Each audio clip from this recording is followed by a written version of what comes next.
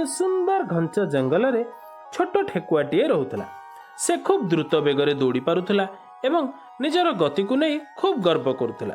ସେହି ଜଙ୍ଗଲରେ ଗୋଟିଏ ଶାନ୍ତ ଓ ଜ୍ଞାନୀ ହାତୀ ରହୁଥିଲା। ସେ ଧୀରେ ଧୀରେ ଚାଲୁଥିଲା ଏବଂ ସବୁ କାମ ଭାବିଚିନ୍ତି କରୁଥିଲା। ଦିନେ ହାତୀ ଜଙ୍ଗଲରେ ଚାଲୁଥିବା ସମୟରେ ଠେକୁଆ ତା ପାଖକୁ ଆସି କହିଲା, ତୁମେ କେତେ ଧୀରେ ଧୀରେ ଚାଲୁଛ, ତୁମେ ଭାରି ଅଳସୁଆ। ଏମିତି ଚାଲିଲେ ତୁମେ ଜୀବନରେ କ'ଣ କିଛି କରିପାରିବ? ହାତୀ ହସିଲା ଓ କହିଲା, ଦ୍ରୁତ ଗତି ଭଲ, କିନ୍ତୁ ଗର୍ବ ଓ ଅଚିନ୍ତିତ କାମ ବିପଦ ଆଣିପାରେ। ଧୀର ସ୍ଥିର ହୋଇ ଭାବିଚିନ୍ତି କାମ କଲେ ବିପଦ ଠାରୁ ଦୂରରେ ରହିବ। ଏହା ଶୁଣି ଠେକୁଆ ହସିଲା ଓ ଗର୍ବରେ ଖୁବ୍ ଜୋରରେ ଦୌଡ଼ି ସେଠାରୁ ଚାଲିଗଲା।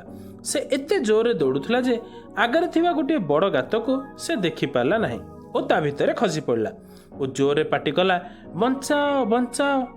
କିଛି ସମୟ ପରେ ହାତୀ ସେଠାରେ ପହଞ୍ଚିଲା। ଠେକୁଆକୁ ଗାତରେ ପଡ଼ି ପାଟି କରୁଥିବାର ଦେଖିଲା। ସେ ତାର ଶୁଣ୍ଢରେ ଆସ୍ତେ ଆସ୍ତେ ଠେକୁଆକୁ ଗାତରୁ ଉଠାଇ ଆଣିଲା, ତାକୁ ସୁରକ୍ଷିତ ଜାଗାରେ ରଖିଦେଲା। ଠେକୁଆର ମାଡ଼ ହୋଇଥିବା ଜାଗାରେ ମଲମ ମଧ୍ୟ ଲଗାଇଦେଲା। ଏହା ଦେଖି ଠେକୁଆ ଲଜ୍ଜିତ ହେଲା ଓ ହାତୀକୁ କ୍ଷମା ମାଗିଲା।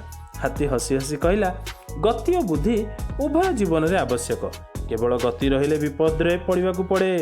ତାପରଠାରୁ ଠେକୁଆ ଆଉ ଗର୍ବ କଲା ନାହିଁ। ସେ ଦୁଇ ଜଣ ଭଲ ମିତ୍ର ହୋଇଗଲେ।